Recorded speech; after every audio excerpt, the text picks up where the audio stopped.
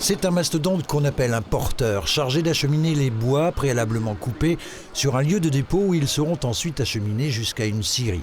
Un engin en démonstration à la ferme de Bracmont du campus agricole et forestier de Mirecourt qui organisait ce vendredi une première journée d'une manifestation baptisée EducoForest pour mettre en avant la filière. Un engin qui a malgré tout ses limites. Il ne peut pas passer partout, notamment à cause des contraintes au sol. C'est un engin qui impacte quand même relativement les sols. C'est pour ça qu'on doit respecter des cloisonnements d'exploitation et des pistes.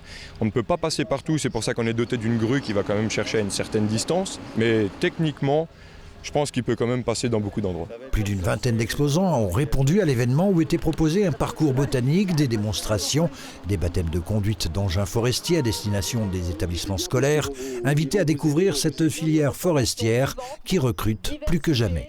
C'est une filière totalement d'avenir. Oui, 5000 offres d'emploi qui sont à pourvoir en agroéquipement, mais énormément besoin énorme de sylviculteurs, de bûcherons. Mais pour recruter davantage, il faut déjà mieux se faire connaître et comprendre. J'ai vu par exemple quand on a fait de la communication, etc., on est des coupeurs de forêt, on est des destructeurs, etc.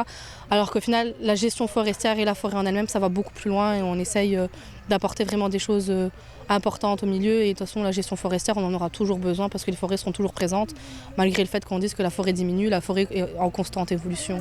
Si beaucoup de ces jeunes se cherchent encore, certains sont déjà sûrs de ce qu'ils feront dans la vie. Garde forestier ou ouvrier forestier, je suis encore confus. Les métiers de la forêt, ça t'intéresse ? Oui, ça m'intéresse. Depuis quand ? Depuis tout petit, j'ai toujours été passionné par la nature, j'ai toujours été dans la nature et du coup, j'aimerais en faire mon métier. Avec environ 280 000 hectares de forêt, le département des Vosges est le troisième le plus boisé de France, après les Landes et le Var, avec un taux de boisement proche de 48%.